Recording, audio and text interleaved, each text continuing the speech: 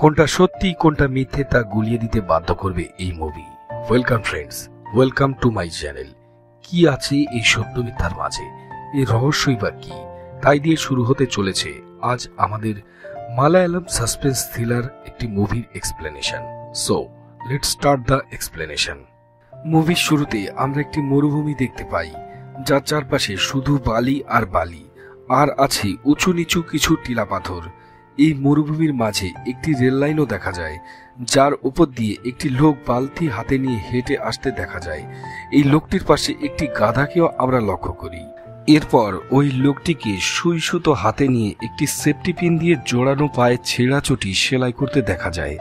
এছাড়াও একটি খালি পাখির নেটের ঘর, একটি কোট, একটি ভাঙা অ্যালার্ম ঘড়িও তার সাথে দেখা যায়।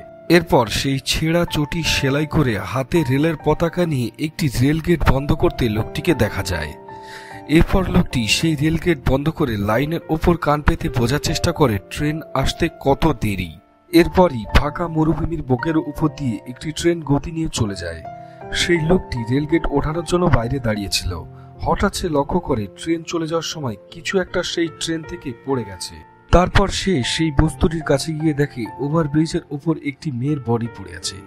প্রথমে সে একটু ভয় পেয়ে যায়। তারপরে মেয়েটি নাকের সামনে হাত দিয়ে বোঝার চেষ্টা করে সে শ্বাস নিচ্ছে কিনা। এরপর মেয়েটিকে সে কাঁধে তুলে তার ভাঙাচোরা ঘরে এনে তার বিছানার ওপর শুইয়ে দেয়। তারপর সে ডিউটির কোটটি খুলে মেয়েটির সামনে এসে বসে ও মেয়েটির মুখের ওপর থেকে কিছু চুল আলতো করে সরিয়ে দেয়। ঠিক এমন সময় মেয়েটির জ্ঞান ফিরে আসে। সামনে বসে থাকা লোকটিকে দেখে সে একটু হকচকিয়ে যায় ও বিছানার ওপর উঠে বসে। কিছু বলতে যাবে তার আগেই তার মাথার চোটের কারণে সে চিৎকার করে ওঠে ও মাথায় হাত দিয়ে বসে পড়ে। মেয়েটির এমন অবস্থা দেখে লোকটি বলে, বাইরে রোদের মধ্যে পড়েছিলে, তাই দেখে ঘরে নিয়ে এসছি। তখন মেয়েটি লোকটির কাছে খাওয়ার জন্য একটু জল চায় ও জল এনে দিলে সে কিছুটা জল খায়। এবার সেই লোকটি মেয়েটিকে জিজ্ঞাসা করে, ট্রেন থেকে ঝাঁপ দিয়েছ কেন? মেয়েটি বলে, আমি ঝাঁপ দিইনি, হাত ধুতে ওয়াশরুমের সামনে এসেছিলাম, সেখানে দুজন লোকের মধ্যে ঝামেলা বেঁধেছিল, তারপর কি হয়েছে আমি জানি না। এরপর লোকটি বলে, তুমি বসো, আমি চা করে আনছি। তখনই মেয়েটি বিছানা থেকে নেমে বেরিয়ে যেতে চায়। লোকটি বলে, এই অবস্থায় কোথায় যাবে তুমি? মেয়েটি বলে, আমাকে যেতেই হবে, কারণ ট্রেনে আমার স্বামীও ছিল, আমাকে দেখতে না পেয়ে সে খুব চিন্তায় পড়ে যাবে। এবং লোকটিকে সে থ্যাংক ইউ বলে ঘর থেকে বাইরে বেরিয়ে আসে। বাইরে এসে চারিদিকে তাকিয়ে দেখে সেখানে শুধু বালি আর বালি, কোথাও কোনো মানুষজন, যানবাহন, বসতি কিছুই নেই। যাই হোক, মেয়েটি বাইরে এসে সামনের দিকে হাঁটতে থাকে। এরপর লোকটি তার সেই গাধাকে জল খেতে দিয়ে হাতে বালতি নিয়ে লাইনের ওপর দিয়ে অনেকটা পথ হেঁটে একটি পাতকুয়োর মধ্যে জল নিতে চলে আসে। এদিকে হাতে পায়ে ও মাথায় চোট পাওয়ার কারণে এমনিতেই মেয়েটির শরীর দুর্বল ছিল। তার উপর খালি পায়ে বালির উপর অনেকক্ষণ হাঁটতে হাঁটতে কোনো দিক আর চিহ্নিত করতে না পেরে মাথা ঘুরে সে অজ্ঞান হয়ে বালির উপর আবার পড়ে যায়। এরপর মেয়েটির জ্ঞান ফিরলে সে দেখে যে সেই লোকটি তার পায়ের কাছে বসে আছে। লোকটি তখন বলে, সে হলো এই রেলগেটের গেটম্যান, চাকরির সূত্রে সে এখানে থাকে। আর এই গাধাটিকে দেখিয়ে বলে, এর নাম হলো সিগন্যাল। এরপর রাত হয়ে গেলে লোকটি জল দিয়ে রাখা ভাত দুটি স্টিলের থালায় করে হাতে এনে একটি থালা মেয়েটির কাছে দিয়ে বলে, চিন্তা করো না, কাল সকালের মধ্যে তোমার হাজবেন্ড তোমাকে নিতে চলে আসবে, এখন এগুলো খেয়ে নাও। এই বলে লোকটি নিজের থালা থেকে খাওয়া শুরু করে। মেয়েটির থালাটি তার পাশেই পড়েছিল। এই দেখে লোকটি তাকে বলতে থাকে, 20-30 কিলোমিটার দূরে গিয়ে চাল সবজি আনতে হয়, তাই খাবার নষ্ট করো না। এই কথাটি শুনে মেয়েটি থালাটি হাতে নিয়ে চুমুক দিয়ে খাওয়া শুরু করে দেয়। মেয়েটি লোকটিকে জিজ্ঞাসা করে, আমার স্বামী এই জায়গাটি খুঁজে পাবে তো? লোকটি বলে, দেখা যাক না কি হয়, না হলে অন্য কোনো ব্যবস্থা করা যাবে। এই বলে দুজনেই জল দেয়া ভাত খেয়ে নেয়। এরপর লোকটি তার বিছানা একটু ভালোভাবে গুছিয়ে মেয়েটিকে ঘুমোতে বলে। মেয়েটি জানায় তার চোখে ঘুম নেই। লোকটি বলে, না ঘুমোলেও শুয়ে থাকো। এই বলে লোকটি নিচে একটি মাদুর বিছিয়ে নিজের জন্য আলাদা বিছানা করে এবং তখন লোকটি ঘরের দরজা বন্ধ করতে গেলে মেয়েটি বলে সে বাইরে শুয়ে পড়বে। এই কথা শুনে লোকটি বিস্মিত হয়ে যায় এবং সে নিজে বাইরে শোয়ার কথা বলে। তারপর তার বিছানা ও মাদুর গোটাতে গোটাতে সে বলে, রাতে বাইরে খুব ঠান্ডা পড়ে। এই কথা শুনে মেয়েটি কি করবে বুঝতে পারে না। তারপর সে তাকে বলে, থাক, বাইরে যেতে হবে না, তুমি ঘরেই শুয়ে পড়ো। একথা শুনে লোকটির একটু ভালো লাগে। তখন তিনি ঘরের ভেতরই শুয়ে পড়ে, কিন্তু ঘরের দরজা খোলা থাকে ও লাইট জ্বালানো থাকে। আর তখন মেয়েটিও বিছানায় গিয়ে শুয়ে পড়ে। এর কিছু সময় পর একটু আওয়াজে মেয়েটি উঠে বসে এবং তাকিয়ে দেখে লোকটি দরজার কাছে দাঁড়িয়ে আছে। লোকটি তখন বলে, ভয় পাওয়ার কিছু নেই, আমি একটু বাইরে যাচ্ছি। এই বলে লোকটি বাইরে বেরিয়ে যায়। কিছুক্ষণ পর মেয়েটি বুঝতে পারে লোকটি বাইরে কারোর সঙ্গে কথা বলছে। মেয়েটি তখন বাইরে বেরিয়ে আসে, লোকটিকে দেখতে পায়, কিন্তু তার আশেপাশে কোনো মানুষকে দেখতে পায় না। লোকটি তখন জানায়, আমি এই সিগন্যালের সাথে কথা বলছিলাম, এবং সে মেয়েটিকে শোবার কথা বলে। তখন সে আরো বলে রাতে তার এমনিতেও খুব কম ঘুম হয়। তখন মেয়েটি আবারও ঘরে চলে আসে। সকালে এক্সপ্রেস ট্রেনের শব্দে মেয়েটির ঘুম ভাঙে।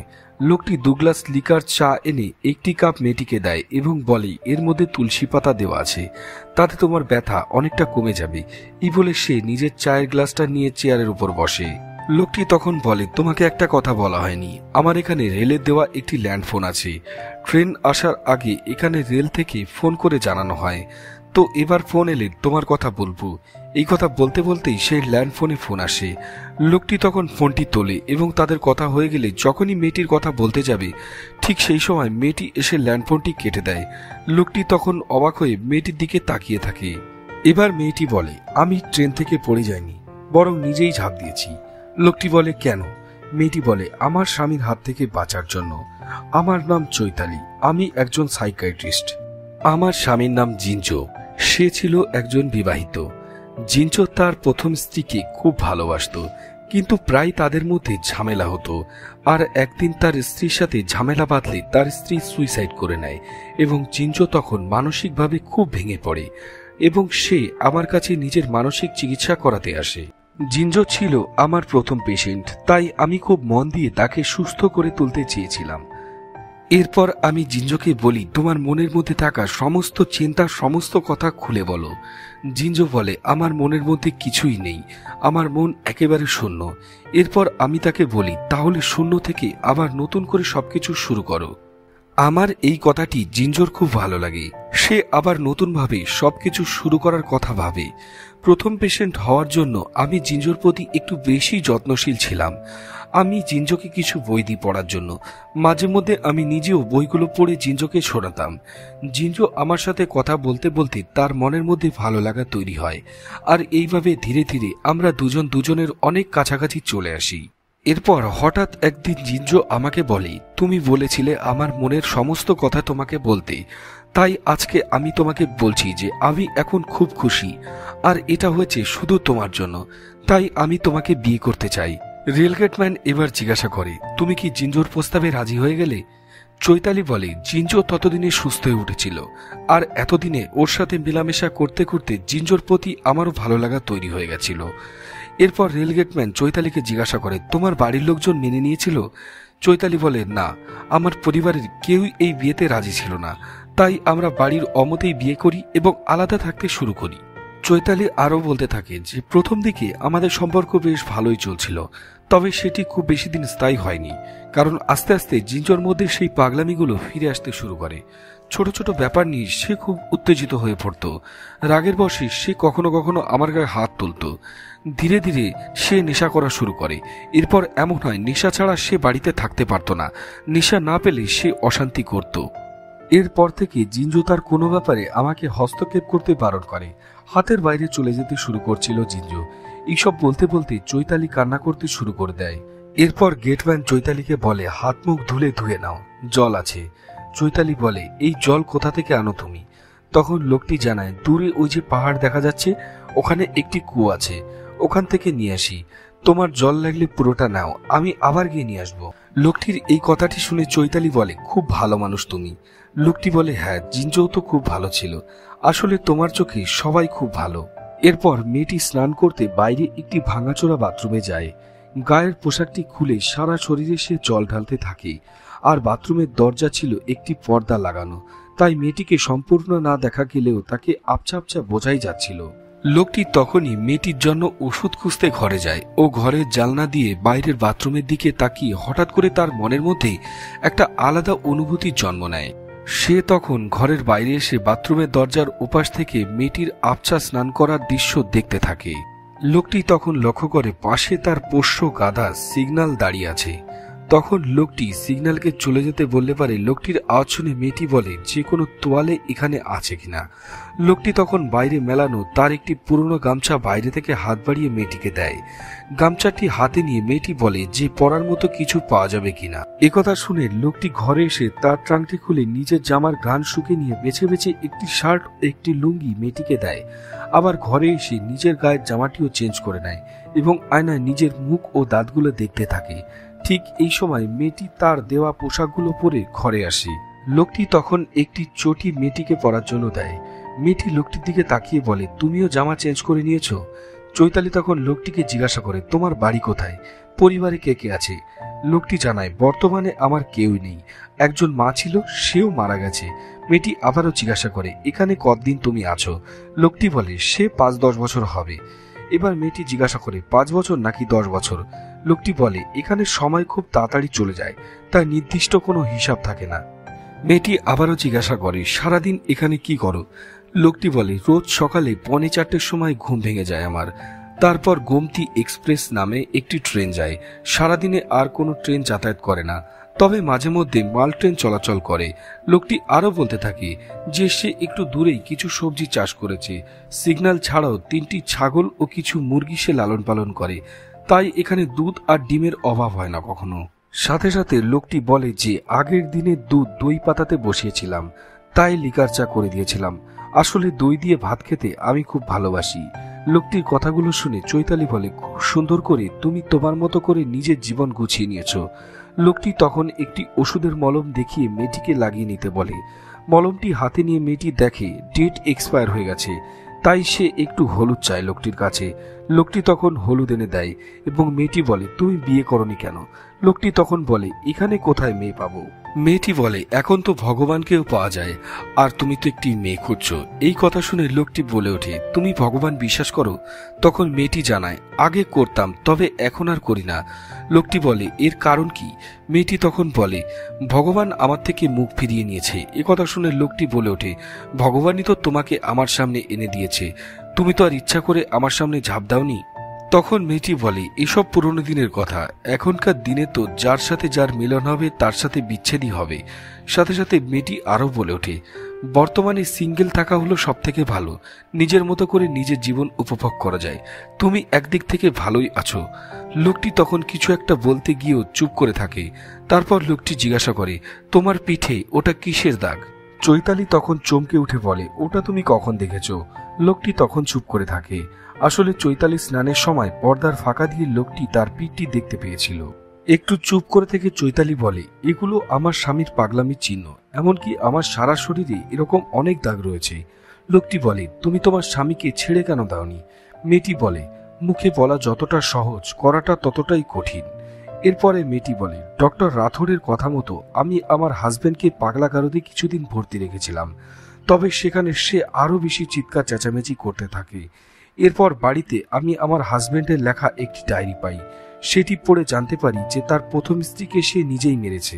ঠিক এই মুহূর্তে আমার হাজবেন্ড ঘরে চলে আসে এবং বলে আমার প্রথম স্ত্রী আমাকে পাগল বলতো, তাই আমি তাকে খুন করেছি। তবে এরপর আমি কাউকে খুন করলে আর ডায়েরিতে লিখে রাখবো না। আমি সেখান থেকে পালানোর চেষ্টা করেছিলাম কিন্তু পারিনি। পুলিশকে ফোন করে ডাকলে আমার হাজবেন্ড জোর করে আমাকে স্টেশনে নিয়ে যায় এবং সামনে যে ট্রেন আসে সেটাই উঠে পড়ে। আর যদি ট্রেন থেকে ঝাঁপ না দিতাম তাহলে হয়তো এতক্ষণে মারা যেতাম। এরপর চৈতালি আরো বলে আমি বাঁচতে চাই, আর জীবনে কখনো ওর সাথে দেখা না হোক আমি তাই চাই। এই বলে চৈতালি অঝরে কান্না করতে থাকে। লোকটি তখন বলে আমাদের দুজনের জীবন প্রায় একই রকম। তুমি বাড়ির অমতে বিয়ে করে ঠকেছ, আমি জীবনে বিয়ে করিনি। দুজনের দুধ ছাড়া চা খেতে ভালোবাসি, আমাদের অনেক মিল আছে। এই কথাগুলো বলতে বলতে মেয়েটির কাছে চলে যায় লোকটি এবং বলে চৈতালি তুমি চিন্তা করো না, এখানে কেউ আসবে না, আর আসলেও আর ফিরে যাবে না। চৈতালি তখন লোকটির কাঁধে মাথা রেখে অঝরে কাঁদতে থাকে। লোকটি তখন বলে তোমার কি খিদে পেয়েছে, কিছু রান্না করব। চৈতালি বলে সবকিছু আমাকে এনে দাও, আমি রান্না করছি। লোকটি তখন বলে রুটি ও ডিমের কারি রান্না হোক তাহলে। এই বলে সে আটার কৌটো, ডিম, আলু ও কিছু টমেটো এনে সামনে দেয়। ঠিক এই সময় ল্যান্ডফোনে ফোন আসে। লোকটি তখন বলে, এই প্রথমবার আমার ট্রেনের টাইম মনে নেই, তোমার সাথে কথা বলতে বলতে ভুলেই গেছি। লোকটি আরো বলতে থাকে, এখানে সবকিছু আগের মতোই আছে, শুধু তুমিই নতুন এসছো, তাই সবকিছু আমার নতুন নতুন মনে হচ্ছে। এসব কথা বলতে বলতে লোকটি ডিউটি ইউনিফর্ম পরতে থাকলে চৈতালি বলে যে, এখানে তোমাকে কে দেখতে আসবে, তুমি ইউনিফর্ম পরছো? লোকটি বলে, কেউ না, সেই কাজটি আমি নিজেই করি। মেয়েটি তখন বলে, এখানে ভালো কাজের জন্য তুমি এতগুলো মেডেল পেয়েছো? লোকটি তখন বলে, মেডেল দেওয়ার জন্য এখানে কেউ নেই, তাই আমি নিজেই নিজের ইউনিফর্মে মেডেল ঝুলিয়ে নিয়েছি। এই বলে সে সিগলারের ফ্ল্যাগ হাতে নিয়ে বাইরে চলে যায়। চৈতালি তখন দেশলাই দিয়ে স্টোভ জ্বালিয়ে একটি পাত্র নিয়ে ডিম ও আলু সিদ্ধ করতে বসায়। লোকটির আলগোছালো ঘরগুলো গোছাতে থাকে। লোকটি বাইরে ট্রেনের জন্য অপেক্ষা করতে থাকে ও মনে মনে খুশি হয়। ঘর গোছাতে গোছাতে চৈতালির হাত থেকে ছোট্ট একটি বাক্স পড়ে যায় এবং সেখান থেকে কিছু কাগজ ও পেপারের টুকরো এদিকে ওদিকে ছড়িয়ে পড়ে। সেগুলো গুছিয়ে রাখতে যাবে এমন সময় তার চোখে একটি পেপারের টুকরোতে আটকে যায় ও ভয়ে তার বুক কেঁপে ওঠে। ঠিক সেই মুহূর্তে ট্রেনটি চলে গেলে লোকটি ঘরে চলে আসতে থাকে। চৈতালি লোকটির আশা বুঝতে পারলে তাড়াতাড়ি পেপারের টুকরোগুলো গুছিয়ে রেখে পেঁয়াজ কাটতে শুরু করে। লোকটি ঘরে ঢুকে সবকিছু গোছানো দেখে খুব খুশি হয় এবং বলে, তুমি আসতে আজ ট্রেনও টাইম মতো চলে এসছে। চৈতালি কোনো কথা বলছে না দেখে লোকটি বলে, কাল তুমি যখন এসছিলে তখন আমার কথা বলতে ভয় করছিল, আজ আমি কথা বলছি, তুমি ভয় পাচ্ছ কেন? এই কথা বলতে বলতে লোকটি ঘরের মেঝেতে চোখ যায় এবং সেখানে গিয়ে সে একটি আই কার্ড হাতে তোলে ও বলে, তোমার ভয়ের কারণ আমি এবার বুঝতে পেরেছি। এই বলে সে ছোট্ট বাক্সটি খোলে এবং বলে, সব কাগজগুলো ঠিকঠাক আছে তো এখানে? আই কার্ডটা সেখানে রেখে মেয়েটির দিকে তাকালে পেঁয়াজ কাটার ছুরিটা হাতে নিয়ে সে লোকটিকে নিশানা করে বলে, এক পাও আমার দিকে বাড়ালে তোমাকে মেরে ফেলবো। আসলে এই আই কার্ডটি ছিল এই রেলগেটের গেটম্যানের, তার নাম ছিল রঘু। এরপর লোকটি চৈতালির হাত থেকে ছুরিটা নিয়ে নেয় এবং বলে, বর্তমানে আমি এখানকার রঘু, তুমি ভয় পেও না বলে সে বলতে শুরু করে, আমার মা গ্রামের একটি মেয়ে দেখে আমার বিয়ে দেয়। বিয়ের 7 দিন পরেই আমার মা মারা যায়। তখন আমার স্ত্রী আমার সাথেই ছিল, আমরা চাষবাস করে জীবনযাপন করছিলাম। আমাকে সাহায্য করার জন্য আমার স্ত্রী তার নিজের কাকা ছেলেকে ডেকে আনে। এর 1 বছর পরেই আমাদের ঘরে একটি পুত্র সন্তান হয়। এরপর আমার স্ত্রী তার ভাইকে বিয়ে দেওয়ার জন্য তার জন্য আমাকে মেয়ে দেখতে বলে, কিন্তু কোনো মেয়েই তাদের পছন্দ হতো না। এইভাবে আরো 2 বছর পার হয়ে যায়। এর মধ্যে আমার ঘরে একটি মেয়ে সন্তানের জন্মও হয়। নিম্নবিত্ত পরিবার হওয়ার জন্য যাতে আর সন্তান না হয় তার জন্য আমি ডাক্তারের কাছে যাই নাসবান্দির অপারেশন করাতে। কিন্তু সমস্ত রিপোর্ট করানোর পর ডাক্তারবাবু বলে, আমি কোনো অপারেশন করা লাগবে না, কারণ আমি কোনোদিনই বাবা হতে পারবো না। ডাক্তারের মুখে এই কথা শুনে আমার মাথায় আকাশ ভেঙে পড়ে এবং সমস্ত ব্যাপারগুলো আমি বুঝতে পারি। সেখান থেকে বাড়ি ফিরেই আমি আমার স্ত্রী ও তার কাকাতো ভাইকে অন্তরঙ্গ অবস্থায় দেখে ফেলি। তারপর রাগের মাথায় নিজেকে সামলাতে না পেরে আমার স্ত্রী ও তার ভাই এবং 2 সন্তানকে হত্যা করে সেখান থেকে পালিয়ে যাই। এই খুন করার খবরটি খবরের কাগজ ছড়িয়ে পড়ে। তখন পুলিশের হাত থেকে নিজেকে বাঁচাতে দিনের বেলা লুকিয়ে থাকতাম আর রাতের বেলা এক জায়গা থেকে অন্য জায়গায় পালিয়ে বেড়াতাম। আর এইভাবে পালাতে পালাতে এখানে এসে পৌঁছাই। এখানে এসে রঘু কাকার সাথে দেখা হয় এবং আমার সমস্ত কথা রঘু কাকার কাছে গোপন রেখে আমি তার সাথে সবজি চাষবাস শুরু করি। এর কিছুদিন পরই হঠাৎ রঘু কাকার শরীর খারাপ হয়ে যায়। এখানে আশেপাশে কোনো হাসপাতাল না থাকায় বিনা চিকিৎসায় সে মারা যায়। তারপরে তার দেহটিকে এই মরুভূমিতে কবর দিয়ে আমি তার জায়গা পূরণ করে তার জায়গায় কাজ করতে থাকি। এইসব কথা বলতে বলতে লোকটি কাঁদতে শুরু করে দেয়। মেয়েটি তখন লোকটির পাশে আসে এবং বলে, তুমি ঠিকই বলেছ, তোমার আমার জীবন প্রায় একই রকম।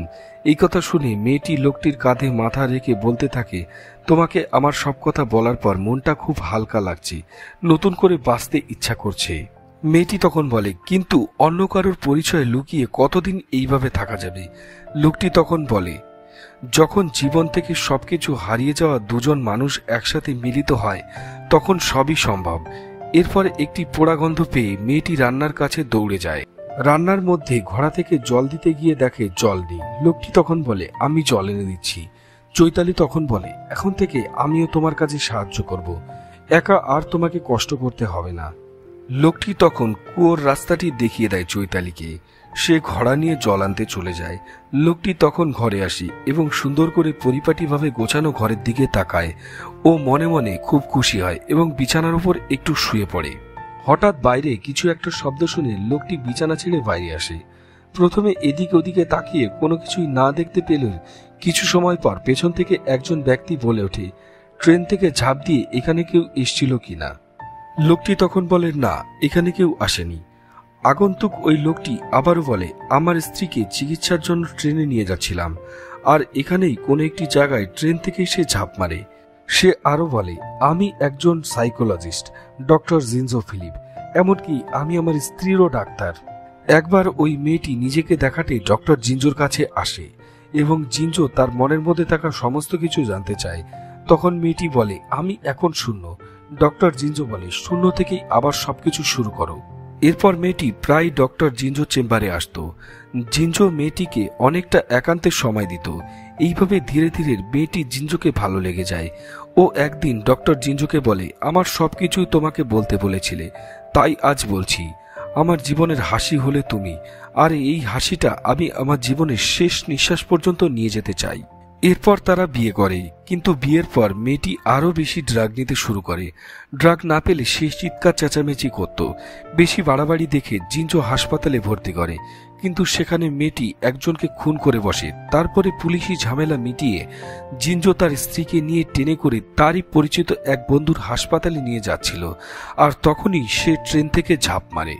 জিনজোর মুখে সব কথা শুনে রঘু বলে, এখানে আমি একাই থাকি, আর কেউ নেই। একথা বলে সে ঘরে চলে আসে। জিনজো তখন রঘুর কাছে এসে বলে সে জল খাবে, একটু জল চায়। রঘু বলে ঘরে জল নেই। একথা শুনে জিনজো ঘরের চারিদিকে তাকালে হঠাৎ তার স্ত্রীর পোশাক দেখতে পায়। এবার জিনজো রঘুর গায়ে হাত তোলে ও বলতে থাকে, আমার স্ত্রী কোথায়। মারামারির মধ্যে রঘু রেলগেট তোলা লোহার ডান্ডাটা দিয়ে জিনজোর পায়ে আঘাত করে। ও পায়ে ব্যথা পেয়ে জিনজো শিখা বলে জোরে জোরে চিৎকার করতে থাকে।